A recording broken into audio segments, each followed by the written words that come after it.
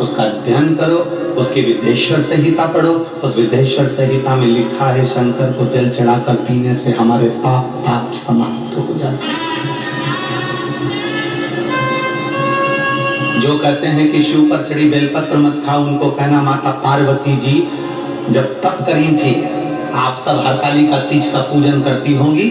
हरतालिका तीज की कथा में भी लिखा हुआ है कि माता पार्वती जी ने सब कुछ छोड़ दिया था, बेलपत्र पत्र का सेवन करती थी, बेलपत्र का सेवन कर कर तप साधना करती थी। फिर बेलपत्र खाना भी छोड़ दिया था पार्वती जी ने।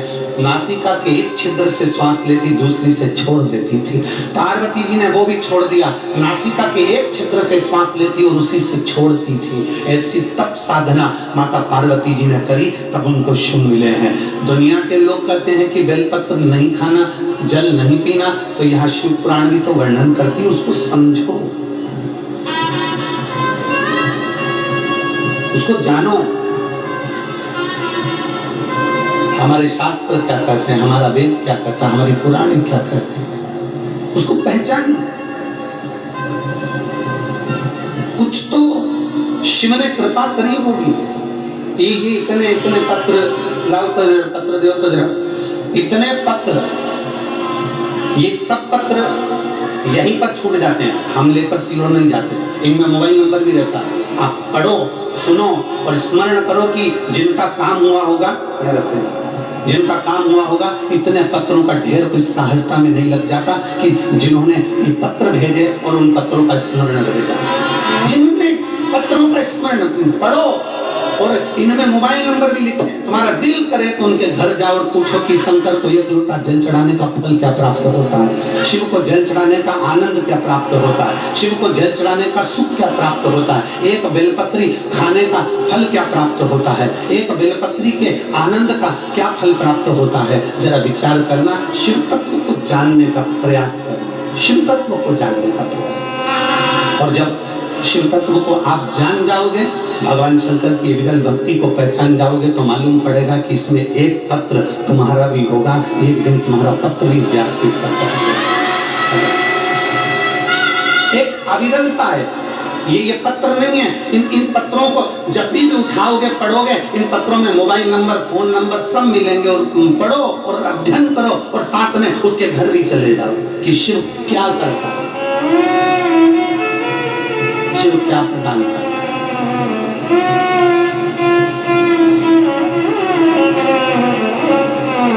और मैंने तेरे ही भरोसे बाबा, तेरे ही भरोसे हवा बिच उड़नी जवानी बाबा, डोर हमको छठिया में कटनी। कौआ मानसरोवर से जाता नहीं है। हंस ने विचार कर लिया कि इसको समझा दिया, ये नहीं जाता तो अपने को जाना चाहिए। हंस चल दिए, हंस चलेगा। एक हंस बैठा था, उसकी कौवे से दोस्ती हो गई।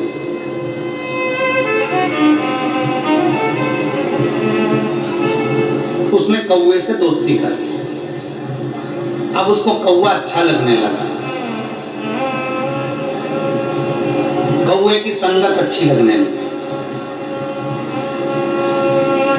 कौवे ने अपने दोस्त हंस से कहा, मुझे भूख लगी है, कुछ लाओ खाने का। हंस तो मोती चुगता था, मोती लेकर आ गया। ले ये मोती खा, ये मोती ले खा। कौवे को मोती दिया तो कौवा बोला, ये तो मैं खा ही नहीं सकता। कौवे ने जैसे ही मोती को चबाना चाहा, कौवे की चोंच टूट गई। कौवा कहता है, ये मेरे बस की बात नहीं है। हंस कहता है, हम तो यही खाते हैं, हम यही चुगते हैं। अब तो कौवा भूखा मरने लगा, तो हंस से कहा, चल तू मेरे साथ चल। कौवा हंस को लेकर आ गया। कौवा शमशान में रहता था, बड़ के पेड़ के ऊपर कौवा बैठा, हंस भी बैठा। हंस को भूख लगी तो हंस ने तुरंत कहा कौवे से, अब मुझे भूख लगी है। कौवा कहता, अब भी लाता हूँ। कौवा उड़ कर गया, मरा हुआ कुत्ता पड़ा था, उसका मांस नोच कर लिया और हंस को दिया, ले खा। मरे हुए कुत्ते का मांस नोच कर लेकर आया, बोले खा। हंस कहता है हम ये नहीं खाते, हम तो मोती चुगते हैं। कौवा कहता है मेरे पास तो यही है। दोनों बात कर रहे थे। कौवे की चोंच से मांस का टुकड़ा जमीन पर गिरा। जहां जैसे नीचे गिरा वहां एक राजकुमार बैठा था। राजकुमार की छाती पर, पीठ पर जाकर वो टुकड़ा गिरा तो राजकुमार को क्रोध आ गया। राजकुमार ने बाण उठाया, धनुष उठाया और कौवे को मारने के लिए जैसे बाण छोड़ा, कौवा तो भाग गया, हंस को बाण लग गया, हंस नीचे गिर गया। हंस नीचे गिरा तो राजकुमार ने कहा हंस देव, मैंने तो कौवे को मारने के लिए बाण उठाया था, मैंने तो कौवे को मारने के लिए बाण छोड़ा था, आपको बाण लग गया। इतने में हंस कहते हैं राजकुमार इसमें गलती तुम्हारी नहीं है, गलती मेरी है। मैंने गलत व्यक्ति का संग कर लिया था, इसलिए आज मुझे भोगना पड़ रहा है। मैंने गलत व्यक्ति का संग करा था, इसलिए आज मुझे भोगना पड़ रहा है। ये गलती मेरी है। गलत व्यक्ति का संग करोगे तो गलत व्यक्ति तो निकलकर भाग जाएगा और अच्छा व्यक्ति अंदर धरा जाएगा। और ऐसे कई केस आज भी चल रहे हैं अदालत में। जो बेकार है वो तो बाहर घूम रहा है और जो अच्छा है वो अंदर सड़ रहा है। आज भी कई केस अदालत में चल रहा है, आज भी। संगत ठीक रखो, संगत श्रेष्ठ रखो। समझा दिया, एक बार समझा दिया, दो बार समझा दिया, एक बार कह दिया, दो बार कह दिया कि शिव को जल चढ़ाओ, शंकर को जल चढ़ाओ, शंकर का अनुमोदन करो, शिव का चढ़ा हुआ जल का आचमन करो, शिव के जल के ऊपर छींट लो, बेलपत्र का सेवन करो। बार बार तुमसे कहते हैं, बार बार समझाते हैं। उसके बाद भी व्यक्ति भटके तो फिर उसके ऊपर है कि फिर वही बात आ गई, जो समझे नहीं आपसे वो नहीं समझे किसी के बात।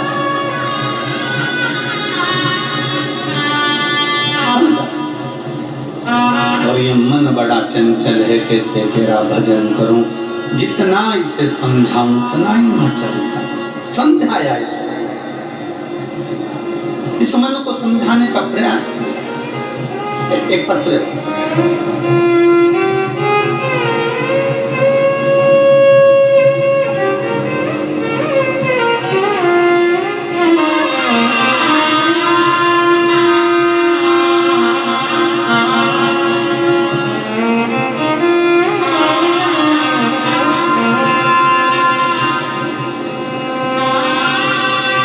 रंजना अशोकराव लाकडे,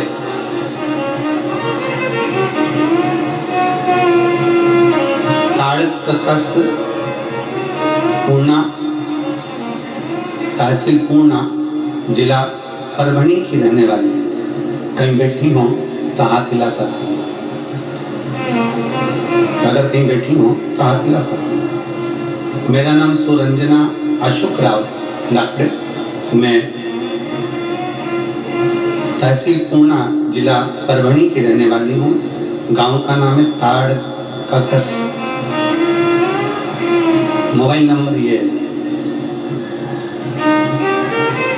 कहीं बैठी हो तो बेलपत्र लेने के लिए आ सकते हैं। मेरे बेटे का नाम ऋषिकेश है, ऋषिकेश अशोक लाकडे।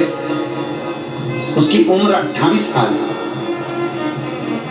5 तारीख 6 महीना 2024, जो अभी पीछे 6 महीना गया है गुरुदेव, 2024 के उस 6 महीने में मेरे बेटे के पेट में दर्द हुआ। 28 साल का मेरा बेटा है जिसके पेट में दर्द हुआ। हमने उसको नांदेड़ के अस्पताल में दिखाया। दिखाने पर मालूम पड़ा कि उसके पेट में गांठ हो गई। डॉक्टर ने कहा कि इस गांठ का ऑपरेशन करना पड़ेगा, इसको निकालकर जांच के लिए भेजा जाएगा। ऑपरेशन करवाया। 5/6/2024 को गांठ मालूम पड़ी। सारी जांचें करवाने के बाद में 12/6/2024 को ऑपरेशन कराया। ऑपरेशन कराने पर जांच के लिए गांठ गई, जिसमें मेरे बेटे को कैंसर बताया। वह गांठ का जब जांच के लिए गई तो उसमें कैंसर बता दिया गया। कैंसर बताने पर इसका कीमो चालू होते ही हालत बहुत ज्यादा बिगड़ गई, लास्ट स्टेज पर पहुंच गया। घबराने के कारण बस अब करें क्या। डॉक्टर ने कहा कि इसका कोई भरोसा नहीं है, शरीर इसका साथ नहीं दे रहा। लेकर उसको तुरंत उसी समय पर हम छत्रपति संभाजी नगर चले। वहां पर इलाज चालू हुआ पर आराम नहीं लग रहा था। वहीं पर काम करने वाला कोई चाय केतली में लेकर देने वाला आता है और वो कहता है कि तुम्हारे पास में अगर सीहोर का रुद्राक्ष हो तो उस रुद्राक्ष को पानी में गलाओ, शिव जी को चढ़ाओ, इस बच्चे को देना प्रारंभ करो, इसकी हालत ठीक नहीं।